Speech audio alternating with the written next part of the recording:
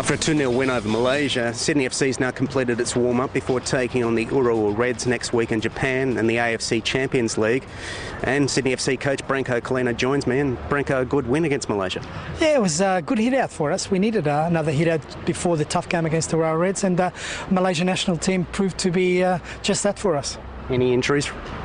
Yeah, we've still got problems with Tufitale, who didn't play last night, and Mark Rudin pulled up a little bit sore. But apart from that, everyone's okay. We're still waiting to find out what is happening with the three Olyroos that we had: Mark Milligan, Nikolai Topper-Stanley and Adam Casey. Hopefully, fingers crossed that they've come through okay with their game against Iran last night.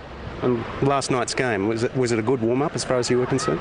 Yeah, look, first half was, because we had almost full-strength team. Second half, we sort of moved players about a little bit, gave off some fringe players and trialists a run, so that was to be expected. That was going to be, a bit more difficult, but the first half was a good hit-out, and I'm sure that the Malaysians would have been happy with what they got from us as well.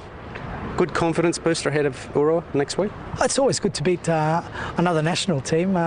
So we're only a club team, so we've beaten a team that's a club, or rather country, that's co-hosting the Asian Cup, so it all goes well for Australian football. And looking ahead to next week, how are you feeling? Are you happy with the preparations? It's always difficult when you don't have the players available. For example, this week's been a week where we've had to allow players to recover after the game against Shanghai. A few of them were carrying injuries, and then we had 3 of our players in the Olyroos squad. So it's difficult, but hopefully they'll rejoin us tomorrow. And then when we get to Japan, we've got about 2 or 3 days to work together and get it right for the game on Wednesday.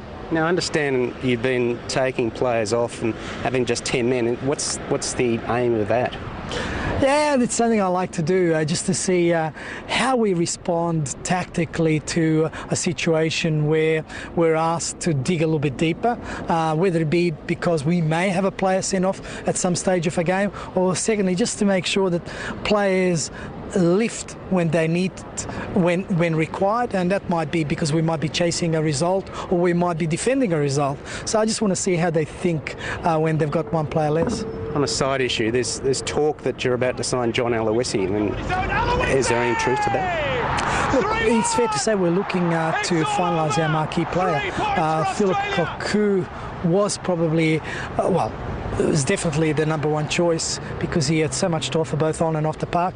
That doesn't look too promising, so we are looking at other options, as we have all along, in case they didn't come through. John Aloisi is one of those, and there's a couple of other names. And it's important that we get the best and the right player for Sydney Football Club, but also for the A-League, because the marquee player that we get is not only going to represent Sydney, but will represent Australian football.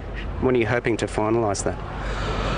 Well, we need to speed it up, and we were hoping that it might have been sorted out already, but hopefully by the time we come back from Japan, it should be done and dusted. All right, well, good luck next week, and hopefully we'll see you in the quarterfinals. Thank you very much.